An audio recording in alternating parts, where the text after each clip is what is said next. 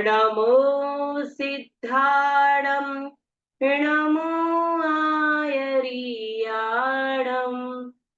नमो वज्रायाणं नमो लोये सवसाहुणम्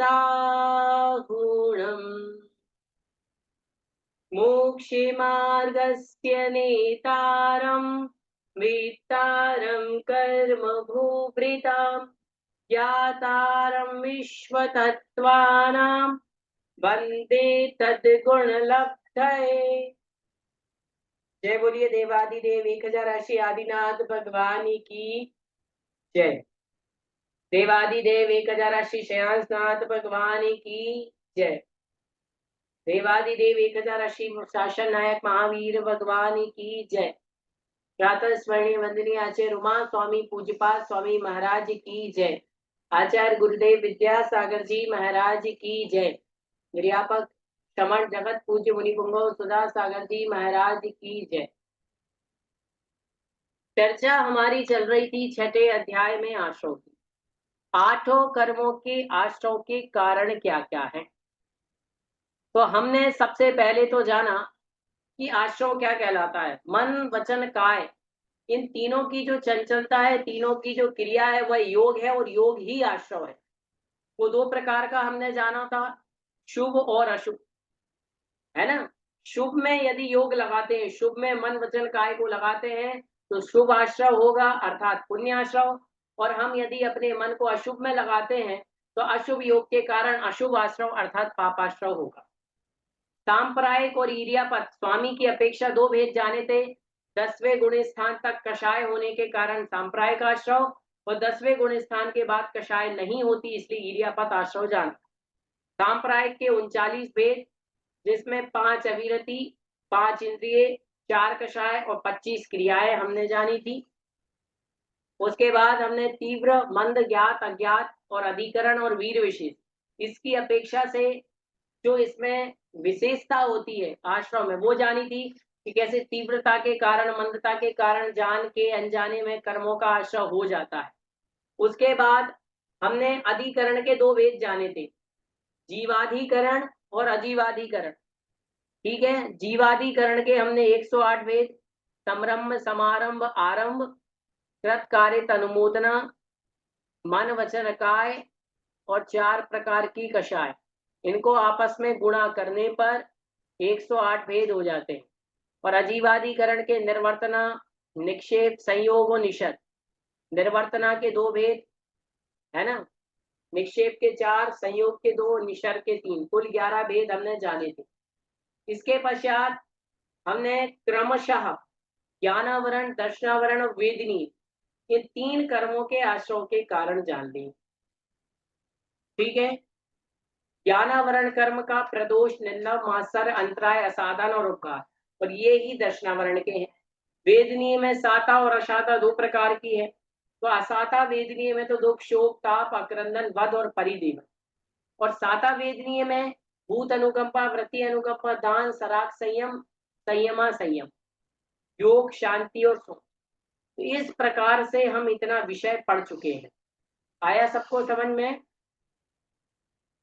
अब जो मैंने अभी आपको 2 मिनट में सार बताया अभी तक का, ऐसा सार कौन बता सकता है, हाथ खड़े करें। मैं पूछ रहा हूं, 2 मिनट में जो मैंने आपको सार समझाया, आपको भी ऐसे ही 2 मिनट में समझाना है। कौन समझाएगा? मैना देवी जी, चले बताइए, माइक चालू करें आपका।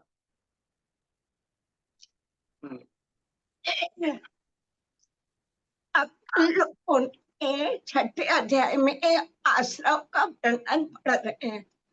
उसमें मन वचन काय की क्रिया जो हलन चलन होता है वो योग है, और योग से ही आश्रव होता है। आश्रव के दो भेद होते हैं, शुभ आश्रव और अशुभ आश्रव।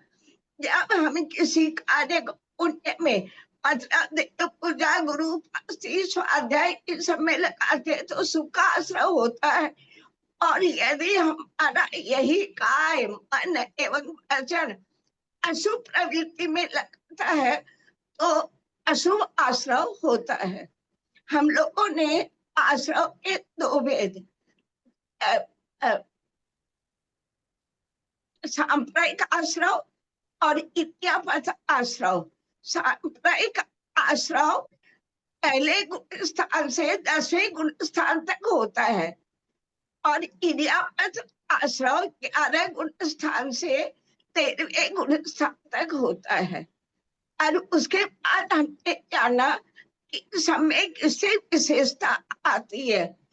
तो त्रियु भाव से, मंत्र भाव से, ज्ञात भाव से, अज्ञात भाव से, अधिकरण और वीर्य से, ये इसमें विशेषता आती है आश्रव में। और उसके बाद हमने पढ़ा था अधिकरण, आश्रव जीव अधिकरण और अजीवाधिकरण। जीवाधिकरण के नहीं, इसमें छूट गया। सांप्रदायिक आश्रव के 39 भेद किए थे हमने, और सब और आश्रव के भेद इतना मतलब चलना, गति है ना, रुकना नहीं। कोई इतना आश्रव हुआ। उसके बाद हमने जीव अधिकरण और अजीवाधिकरण का भेद किया। अधिकरण से हमारे मतलब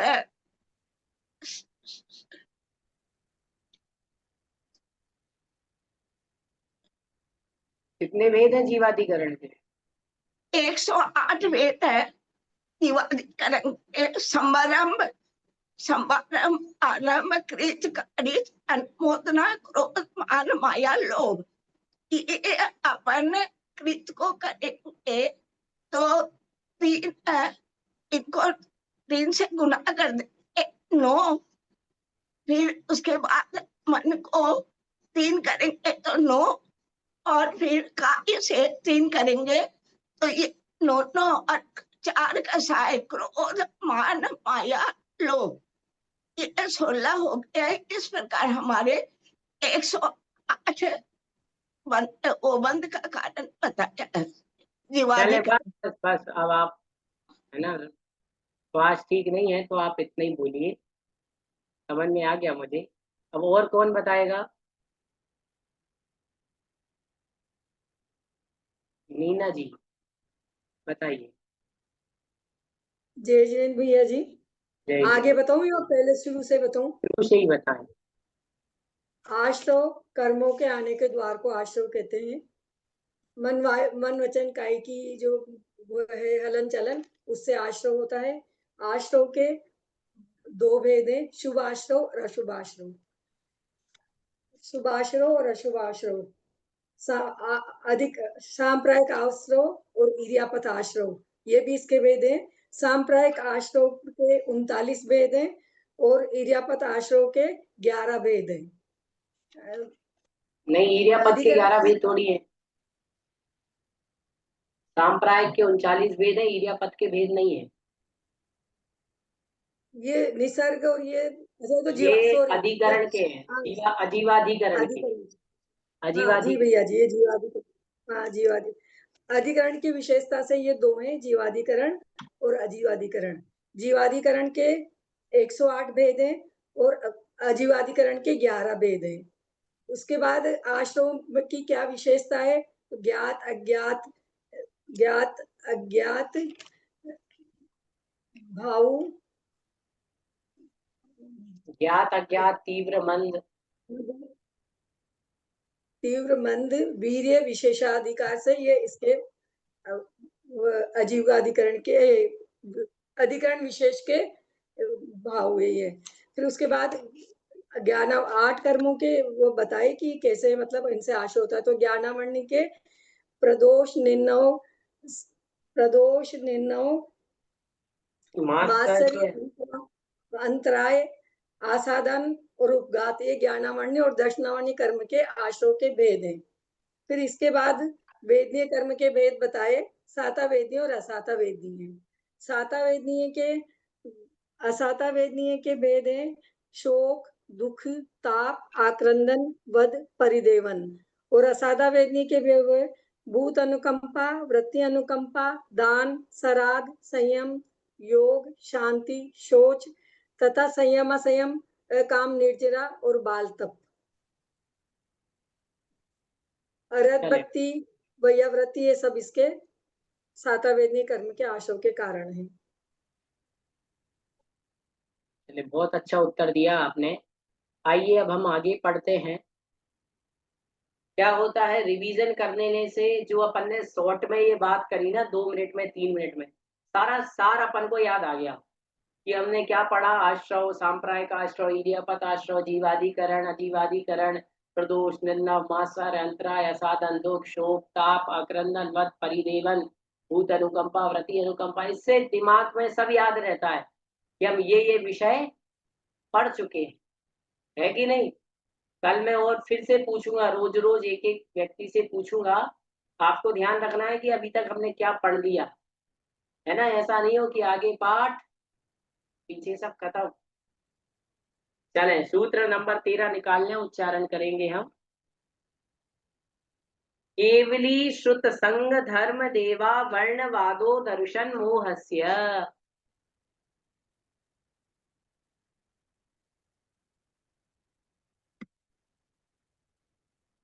केवली श्रुत संग धर्म देवा वर्णवादो दर्शन मोहस्य।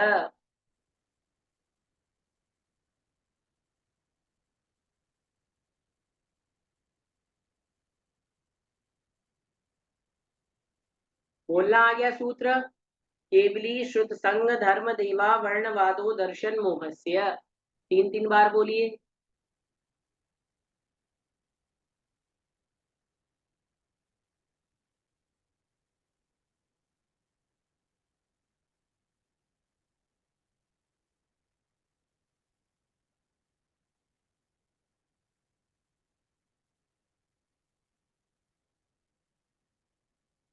चले, सरल है सूत्र।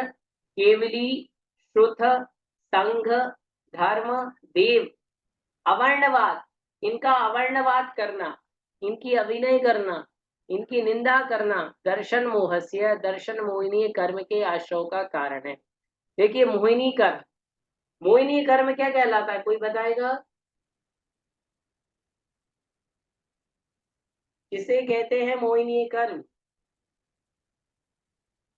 बताओ। भाग 1-2 में परिभाषा पढ़ के आए हैं, तत्वार सूत्र में पढ़ करके आए हैं। नीति जी बताइए।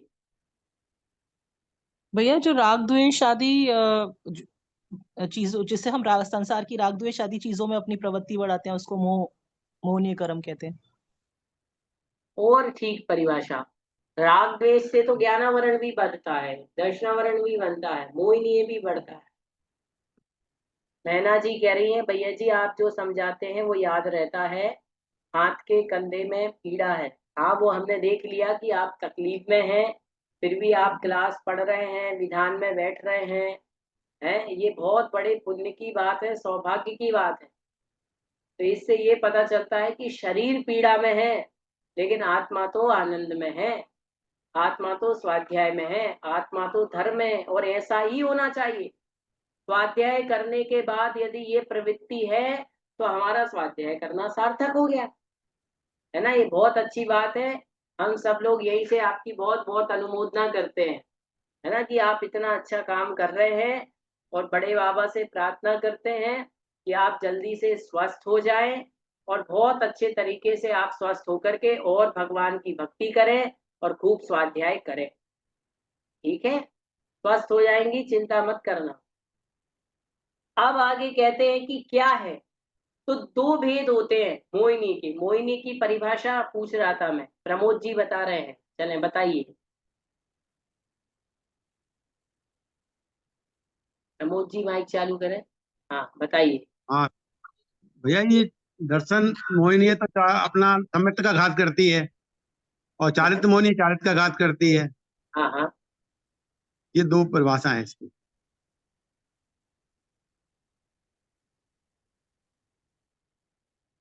परिभाषा इसकी ऐसी बनेगी, जो आत्मा के दर्शन और चारित्र गुण का घात करता है वह मोहिनी कर्म कहलाता है। क्या कहलाता मोहिनी? जो आत्मा के दर्शन और चारित्र गुण का घात करता है, दर्शन का भी घात करता है और चारित्र का भी घात करता है। और जब तक मोहिनी है तो सुख जीव को मिलने वाला है नहीं, है कि नहीं? तो मोहिनी है तो सुख नहीं है, और मोहिनी है तो छायक चारित्र और छायक दर्शन जीव को प्राप्त होने वाला नहीं। तो जीव के दर्शन और चारित्र गुण का घात करता है, अर्थात दर्शन मोहिनी सम्यक दर्शन नहीं होने देगा, और चारित्र मोहिनी आपको सम्यक चारित्र नहीं लेने देगा। तो दो भेद हैं इसके, मोहिनी के, दर्शन मोहिनी और चारित्र मोहिनी। ठीक है, तो दर्शन मोहिनी के आश्रव के कारण क्या है वो इस सूत्र में बता रहे हैं। क्या कारण है तो वो बताते हैं यहाँ पर कि केवली श्रुत संग धर्म देव, इनका अवर्णवाद दर्शन मोहिनी के आश्रव का कारण है। कोई केवली का अवर्णवाद करता है, श्रुत मतलब जिनवाणी का, संग का, धर्म का, और देव इनका अवर्णवाद करता है, अर्थात इनकी अभिनय करता है, इनकी रिस्पेक्ट नहीं करता है, इनकी बुराई करता है, इनकी निंदा करता है, तो वो व्यक्ति दर्शन मोहिनी कर्म का आश्रय करता है। अब इसकी टीका में हम पढ़ेंगे, है ना? तो 634 नंबर की टीका। जिनका ज्ञान आवरण रहित है वे केवली कहलाते हैं। केवली की परिभाषा नोट कर लो। जिनका ज्ञान आवरण रहित है वे केवली कहलाते हैं, अर्थात भगवान के ज्ञान में कोई भी आवरण नहीं होता। देखो आपके और हमारे ज्ञान में तो आवरण है कि नहीं? आपको और हमें कितना नॉलेज है बताओ, सच सच बता दो, थोड़ा सा है। भगवान के केवल ज्ञान के सामने हमारा ज्ञान तो समुद्र में एक बूंद के बराबर भी नहीं है। केवल ज्ञानी भगवान तो सब कुछ जानते हैं, हम तो 4 शास्त्र 6 शास्त्र और दुनिया की 4 बातों को ही जानने वाले। तो भगवान का ज्ञान सभी प्रकार के आवरण से रहित होता है, इसलिए वो केवली कहलाते हैं, है ना?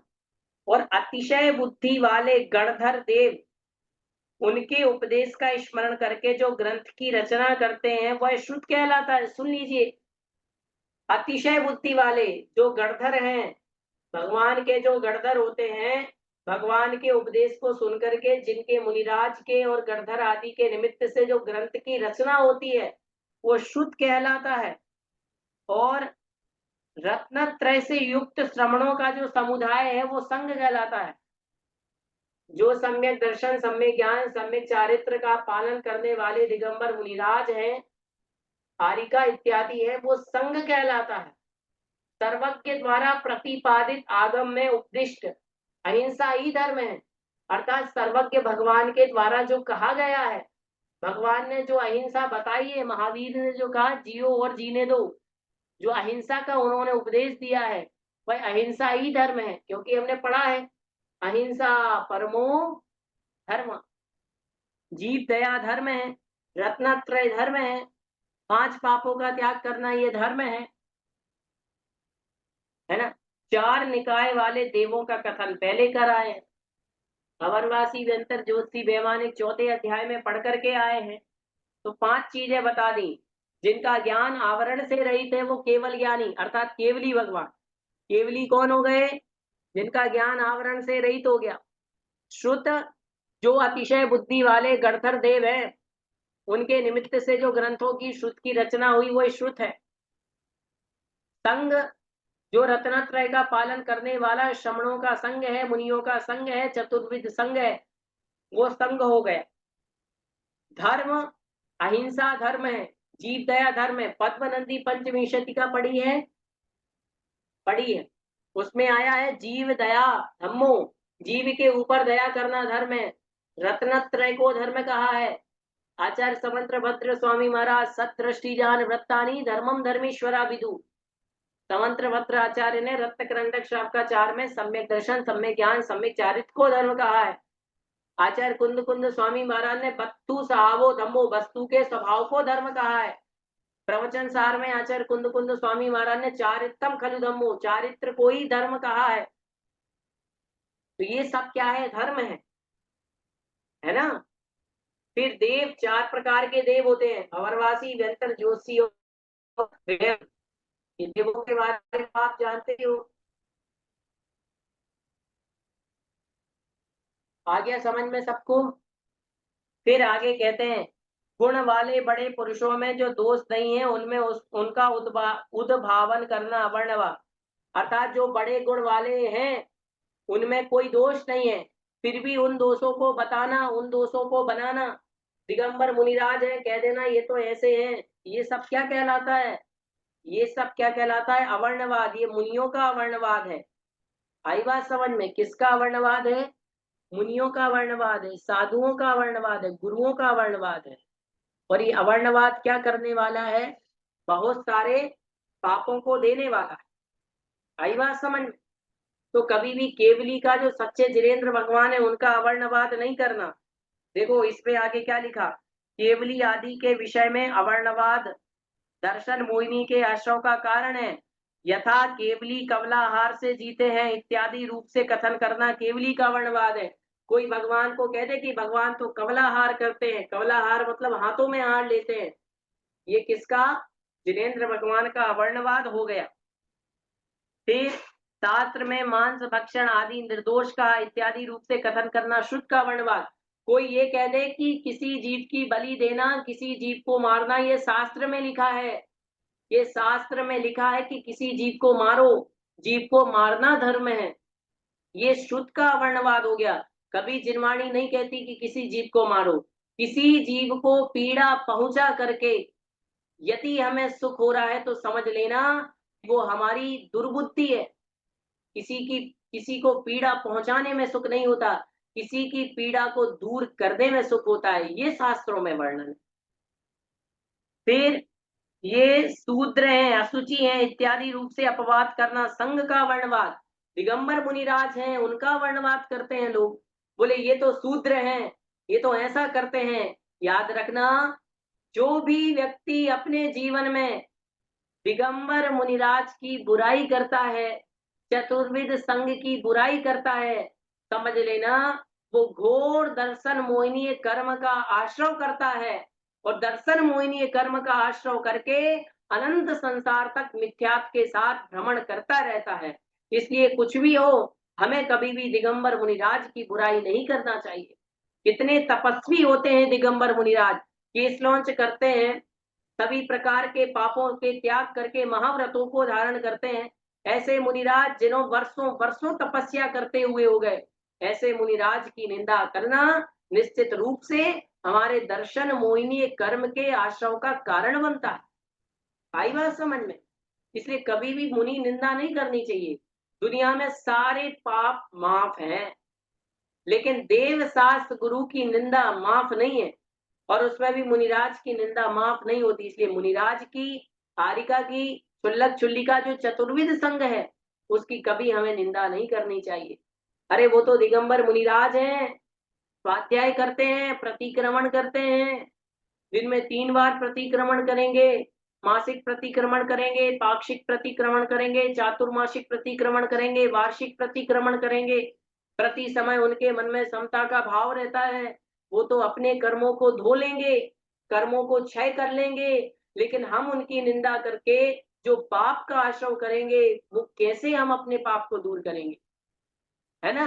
तो मुनिराज की निंदा करने से हमारे जो संघ का अवर्णवाद हुआ उससे दर्शन मोहिनी का आश्रय होता है। और बता दूं आपको, आगे इसी में हम पढ़ेंगे, किसी की भी निंदा करने से नीच गोत्र का आश्रय होता है। परात्म निंदा, पर की निंदा करना और खुद की प्रशंसा करना, ये नीच गोत्र के आश्रय का कारण होता है। तो दिगंबर मुनिराज हैं, हमें उनकी कभी निंदा नहीं करनी चाहिए, क्योंकि हम उनके जितना तप नहीं कर सकते तो कम से कम उनकी बुराई तो ना करें। पहले आप उनके जैसा बन के दिखाएं, फिर किसी प्रकार की बात करो। ऐसे ही धर्म है, अहिंसा में विश्व जैन धर्म है। अहिंसा जैसा कहीं कोई धर्म है क्या? नहीं।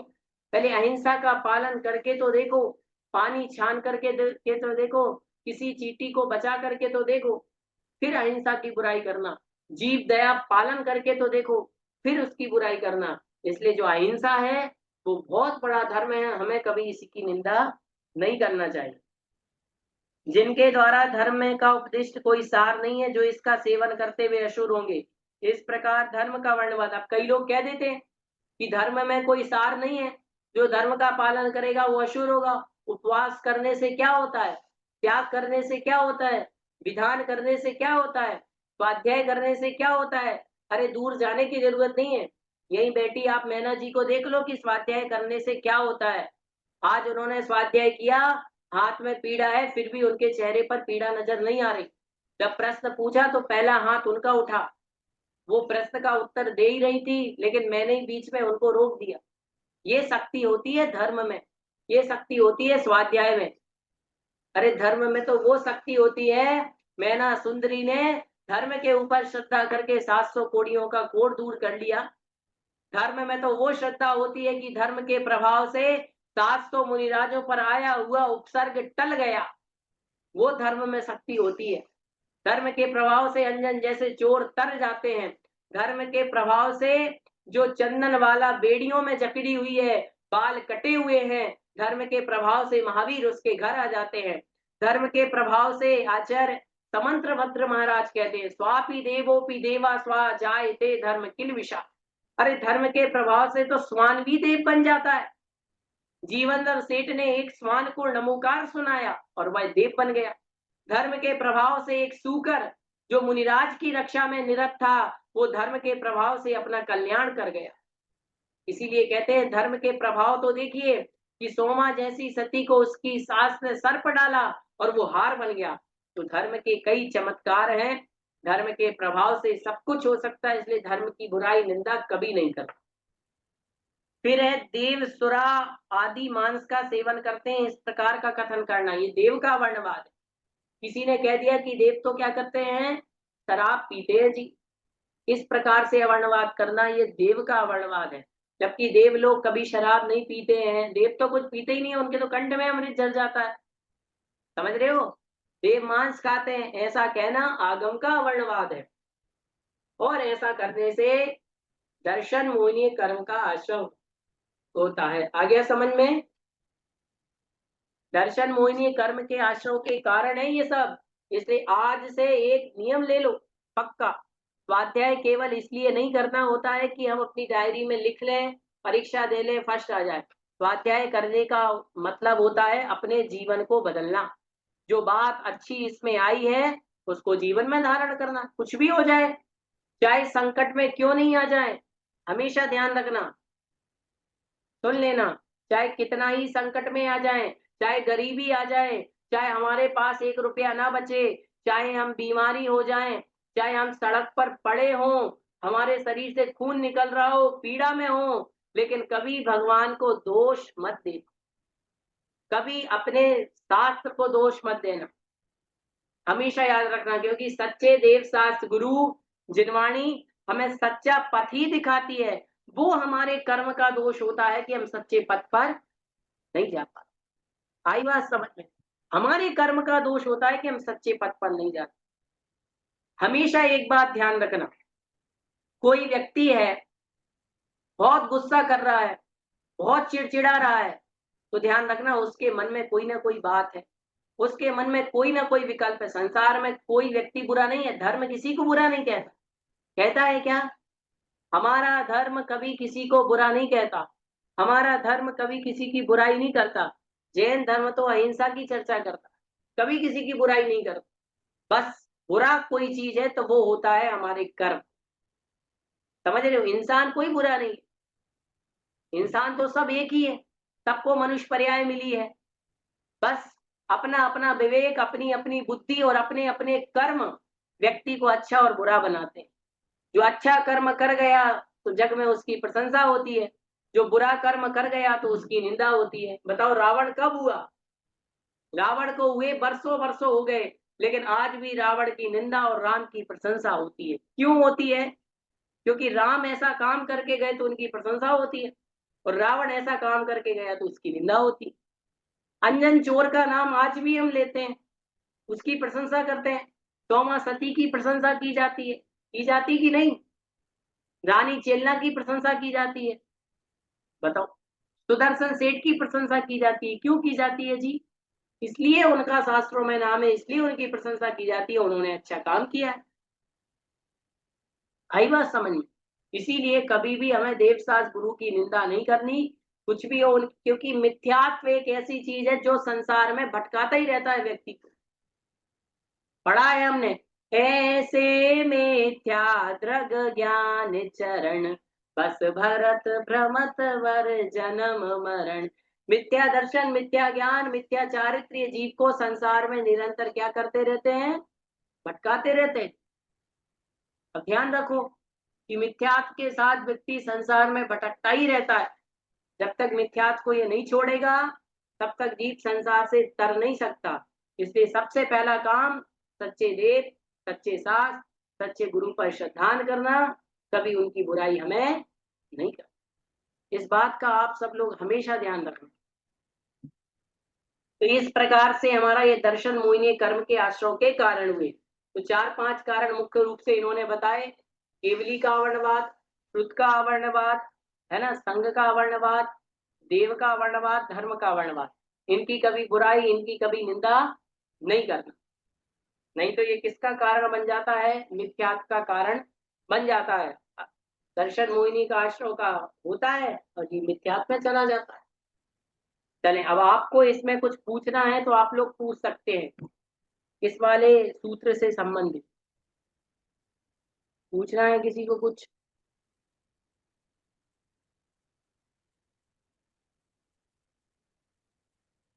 नहीं पूछना? आ गया समझ में सबको? बिल्कुल इजी सूत्र है, कोई कठिन नहीं है। आइए एक सूत्र और ले लेते हैं हम, सूत्र नंबर 14। इसमें क्या कहते हैं? तो 635 नंबर टीका में कहते हैं, अब मोहिनी का दूसरा भेद जो चारित्र मोहिनी है उसके आश्रय के भेदों का कथन करने के लिए सूत्र कहते हैं कि चारित्र मोहिनी के आश्रय के कारण क्या है। तो कहते हैं, कषायो दया तीव्र परिणामास चारित्र मोहस्य।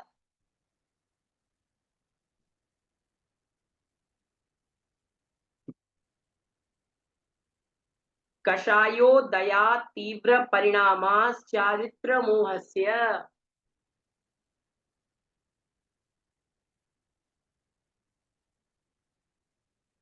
कषायो दया तीव्र परिणामास चारित्र मोहस्य। सरल है सूत्र, उच्चारण आ गया। कषाय उदयात तीव्र परिणामा, कषाय के उदय से जो तीव्र परिणाम होते हैं, चारित्र मोहस्य, वो चारित्र मोहिनी के आश्रय के कारण है। सुना जी? हाँ, क्रोध कषाय के उदय से जो तीव्र परिणाम, मान के, माया के, लोभ के जो तीव्र परिणाम हो रहे हैं, ये परिणाम जीव के चारित्र मोहिनी कर्म के आश्रय के कारण कहे। कोई व्यक्ति बहुत तीव्र क्रोध करता है कि मैं तो तुम्हें उठा के पटक दूंगा, फेंक दूंगा, तुम्हें नष्ट कर दूंगा, तुम्हें बर्बाद कर दूंगा, तुमने हमारे साथ ऐसा कैसे किया। ये जो तीव्र परिणाम है ये चारित्र मोहिनी के आश्रय के कारण है। और जो व्यक्ति चारित्र मोहिनी का आश्रय करता है वो जीवन में संयम नहीं ले पाता। याद रखना, चारित्र मोहिनी का उदय है तो संयम नहीं ले पाओगे। कई ऐसे लोग होते हैं जो व्रत लेना चाहते हैं लेकिन व्रत नहीं ले पा रहे, मुनि बनना चाह रहे हैं लेकिन मुनि नहीं बन पा रहे। आई बात समझ में? क्यों नहीं बन पा रहे भाई? क्योंकि उनके चारित्र मोहिनी कर्म का तीव्र उदय है। इसलिए हमेशा याद रखना, चारित्र मोहिनी के उदय से आपको क्रोध आएगा, लेकिन क्रोध को कंट्रोल करना है। मान आएगा लेकिन मान को कंट्रोल करना है। समझ रहे हो कि नहीं? बताइए। क्रोध आएगा, क्रोध को कंट्रोल करना है, मान आएगा तो मान को कंट्रोल करना है ना? ये बात का ध्यान रखना। किस बात का मान करना? मान करते मर गए रहे न जिनके वंश, इन तीनों को देख लो रावण कौरव कंस। जब रावण का घमंड नहीं रहा, कंस का घमंड नहीं रहा, कौरवों का घमंड नहीं रहा, कौरवों की सारी सेना धराशायी हो गई, लंकापति रावण की लंका भी ढह गई, तो हम किस बात का घमंड करें? इसलिए कभी भी मान नहीं करना, अभिमान नहीं करना। अरे करना है तो गर्व करो। किस पर गर्व करो? अपने जैन धर्म पर गर्व करो, अपने श्रमणों पर गर्व करो, अपने शास्त्रों पर गर्व करो कि देखो हम कितने अच्छे हैं कि आज हमारे लिए मनुष्य पर्याय मिली, जैन कुल मिला, मुनिराज मिले, आचार्य श्री मिले, उस पर गर्व करो, मान नहीं। ठीक है। अब हम सोचे कि भाई शरीर का घमंड करें, तो शरीर क्या है? शरीर की स्थिति क्या है? लकड़ी जल कोयला भाई, कोयला जल भाई राख। सुनना ध्यान से, लकड़ी जल कोयला भाई, कोयला जल भाई राख, जा देह ऐसी जली, कोयला भाई नारा। लकड़ी जलती है तो कोयला बनता है, कोयला जलता है तो राख बनता है, और राख भी काम में आती है। लेकिन ये शरीर जलता है तो ना लकड़ी ना कोयला बना, ना लकड़ी बना, ना कुछ बना, किसी काम में नहीं आता। शरीर को जलाने के बाद स्नान करना पड़ता है, इतना अपवित्र है ये शरीर। तो इसका भी क्या घमंड करें?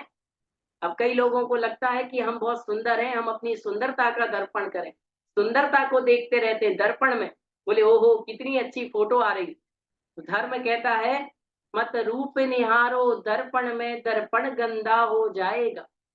मत रूप निहारो दर्पण में, दर्पण गंदा हो जाएगा। निज रूप निहारो अंतर उज्ज्वल हो जाएगा। यदि दर्पण में देखते रहोगे तो कुछ नहीं मिलेगा, अंतर में देखोगे तो सब कुछ मिलेगा। इसलिए कभी भी मान नहीं करना, मायाचारी नहीं करना। मायाचारी करोगे, तीव्र मायाचारी, चारित्र मोहिनी का आश्रय होगा, और चारित्र मोहिनी का आश्रय होगा तो संसार में भटकते रहेंगे, है कि नहीं? क्या मिलता छल कपट करके? मंदिर तीरथ भटकते वृद्ध हो गया छैल, पग की पनी घिस गई, घिसा न मन का मैल। तो मन का मैल धोना है, गंगा में नहाओ, यमुना में नहाओ, जमुना में नहाओ, कोई दिक्कत नहीं। बारिश के पानी में नहाओ, स्विमिंग पूल में नहाओ, लेकिन नहाने से तन का मैल धुलता है, लेकिन भगवान की भक्ति में गोते खाने से मन का मैल धुलता। तो मन का मैल धो, और मन का मैल धोगे तो काम बनेगा। फिर है लोभ कषाय। लोभ कषाय बहुत खतरनाक है। लोभ पाप का बाप बखाना। ये लोभ कषाय व्यक्ति को डुबाती ही डुबाती। तो इस प्रकार से ये चारित्र मोहिनी कर्म के आश्रय के कारण कहे, इसकी टीका हम, समय हो रहा, कल की क्लास में हम पढ़ेंगे और अच्छी तरीके से इसको जानेंगे। अभी तो इतना समझ लें कि दर्शन मोहिनी के आश्रय के कारण हमने पढ़े केवली, शुद्ध, संग, धर्म, इनका अवर्णवाद, और चारित्र मोहिनी में तीव्र कषायों का होना। ठीक है, चले। अब प्रतिमा जी प्रश्न पूछ रही हैं, चले माइक चालू करें आपका। भैया जी कल तो रक्षाबंधन है, तो क्लास चालू कल है नहीं या लगेगी अवकाश है? क्लास, परसों संडे है तो परसों नहीं लगेगी, जब भी नेक्स्ट क्लास लगेगी उसमें हम चर्चा करेंगे। ठीक है भैया जी, जय जी कल का जय मतलब जी। होता है नेक्स्ट क्लास। कल तो आप सबके ओके। मौज हैं, कल की हाँ छुट्टी है हाँ है ना? कल वात्सल्य पर्व है, वात्सल्य पर्व पर सबको आप रक्षा सूत्र बांधिए।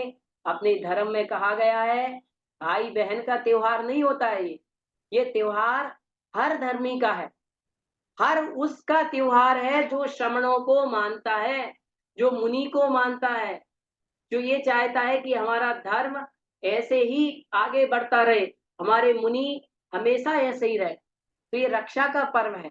इस दिन 700 मुनिराजों की रक्षा हुई थी।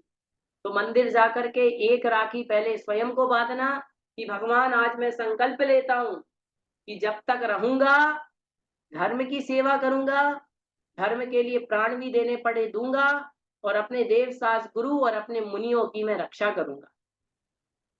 फिर उसके बाद सबको ये रक्षा सूत्र बांधना चाहिए, चाहे भाई हो चाहे पति ही क्यों ना हो, पति पत्नी एक दूसरे को बांध सकते हैं। और रक्षा सूत्र बांध करके दोनों ये संकल्प लो कि आज से हम पति पत्नी दोनों मुनि रक्षा का संकल्प करते हैं। हमेशा ध्यान, कभी मुनिराज का विहार हो रहा तो उसमें जाने का प्रयास करना, है ना? कभी कोई मुनिराज आए हैं तो उनकी वैयावृत्ति करना। एन कैन प्रकार जैसे बने, कुछ देकर के धन से बने तो धन से, मन से बने तो मन से, तन से बने तो तन से। ठीक है, इसलिए रक्षाबंधन पर्व की आप सबको बहुत बहुत शुभकामनाएं, वात्सल पर्व की शुभकामनाएं। कल आप लड्डू चढ़ाना और भगवान से भावना भाना कि भगवान हम हमेशा मुनिराजों की रक्षा करेंगे और एक दिन हम भी श्रमण बन के मुनि बन के मोक्ष को प्राप्त करेंगे। ठीक है, चलें जिनवाणी स्तुति। जिनवाणी के ज्ञान से तुझे लोकालोक, तो वाणी मस्तक नमो सदा देतो लोक। हे जिनवाणी भारती।